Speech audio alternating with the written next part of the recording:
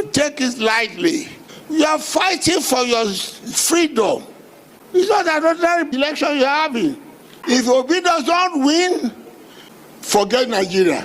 Something strange keeps happening in Nigerian politics, and no matter who you ask, even people who are supposed to be his opponents, one names keep coming up: Peter Obi. So today, I'm not giving you my opinion. I'm just going to show you what 4 very different political figures have said about him in their own words, and I want you to be the judge of that. So let's start with the man who used to run this country. Former President Olusegun Obasanjo sat down with Chudi Jidenwo and he didn't hold back. He said, and I quote, "For the Nigeria I believe we need to have at this point in time, Peter Obi is still the man." Now here's the thing. Obasanjo isn't someone who just says things to please anybody. He even said it himself. "I don't go by what people say. I only go by what people do."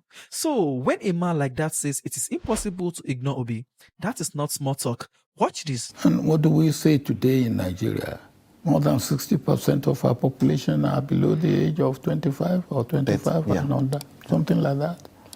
Now, what are you going to do about them? What are you going to do for them? When, of course, those who come to power, all they think about is the next election, not the next generation.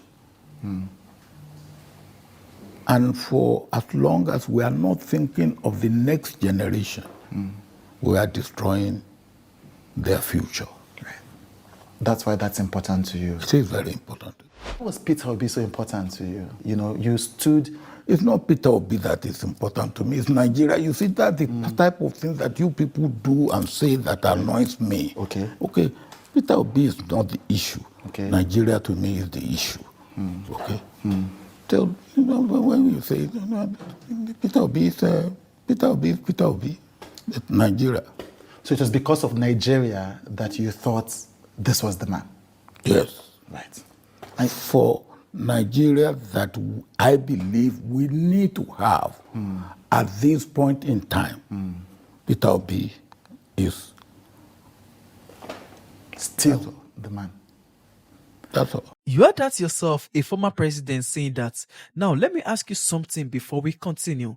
This was Obasanjo's stance back then, but as you already know, for this country where we did, politics in this country changed fast. So I want to ask you, do you think Obasanjo still feels this way today? Drop your honest thoughts in the comments. I sincerely want to know what you think. Now, here's where it gets interesting because this next one isn't even from Obi's own camp. Ayo Fayose is PDP, opposition to Obi's own movement technically, and the fact that he has a close relationship with APC. But listen to what he said on Arise News, all in one interview about Obi joining the ADC back then. He said, Obi's move brought life to dying ADC, that it was the only life in ADC. And in that same conversation, he went further saying Obi is the only opposition that still has traction in the whole country. Now remember, this clip isn't recent, but here's why it matters even more today. Obi has moved from Labour Party to ADC and now to NDC. And every single time, the same thing happens. Wherever it goes, that platform suddenly gets attention it didn't have before. So really, Fayose's analysis was right. Obi didn't just join NDC. He brought life into it, exactly like Fayose said he would. Watch this. There are two dominant parties at a given time. Are we saying ADC is not dominant? Recently, Obi moved there. And I've said it, Obi is the only life in ADC. There are other people there. Atiku is there. Excuse me. Amechi is there. I never said they are not human beings there. I'm saying they are largely spent forces. Obi is, let Obi don't go to ADC. Let Obi go to another party. Let's say Obi is in accord. To become, is there? Excuse me, I'm saying it to be. Obi is the only traction. Obi is the only meaning. Obi is the only factor. Obi is the only person in ADC that matters. And if Obi had not gone to ADC and has gone, when Obi went to Labour that was never known became won elections to House of Reps, I'm not saying Obi will win this election. I'm not saying Obi will not win this election.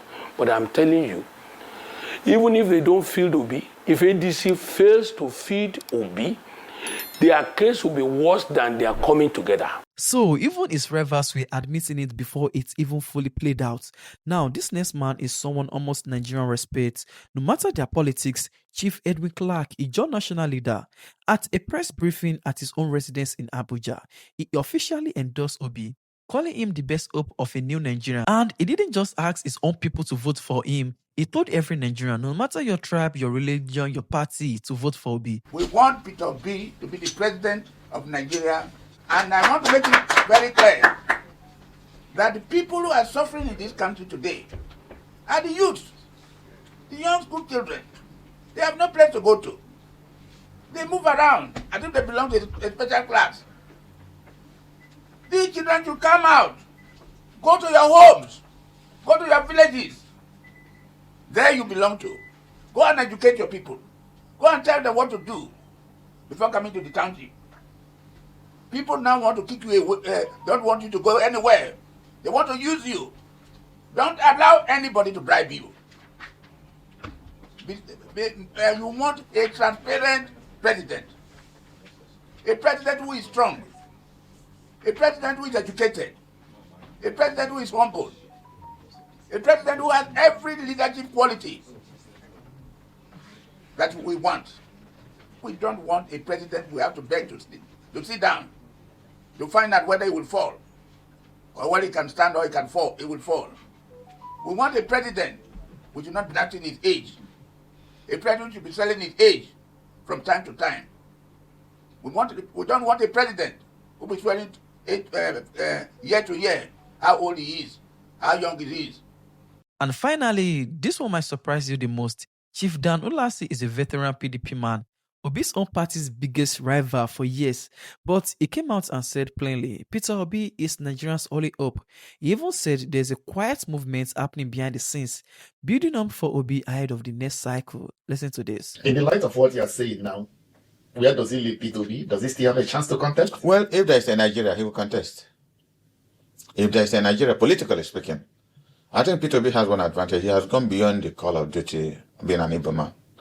He's a Nigerian. People look at him as a Nigerian hope, which is an advantage he has that no other leader has it. It's a Nigerian hope. Those who don't trust President Tinubu, most of them trust Peter Obi. They believe he can make a change. Again, that is, thank God you use the word trust. That is where trust becomes valuable, becomes something you can look forward to. Most Nigerians who have lost faith in the political process pray and hope that Peter will emerge to become the future of this country. That is genuine trust. If somebody can lay his future, his family, and give it to one man, that's a lot of trust. And I believe that he cannot abuse it. He will not disappoint if God gives him the opportunity to be president of this country, if there is still a country. So that's for very different men from very different sides of Nigerian politics, all saying similar things about Peter Obi. Now, a lot has happened since these clips. Articles ADC is currently facing a court battle over recognition. Tinubu's APC is dealing with questions about the North and the 2027 race, and Obi himself has now moved into the NDC. See, politics in this country doesn't stay still for long. And I want you to remember, everything in this video is based on what these people actually said at the time they said it. I'm not telling you what to believe. I'm just laying it out so you can be the judge yourself. If you enjoyed this, go check out my other videos on the channel. There's a lot more breakdowns just like this one. And honestly, I'd love to know, do you agree with what these men have said, or do you see it differently? Drop your own take in the comments. I read every single one. And thank you for watching. I'm Dami. I'll see you in my next video.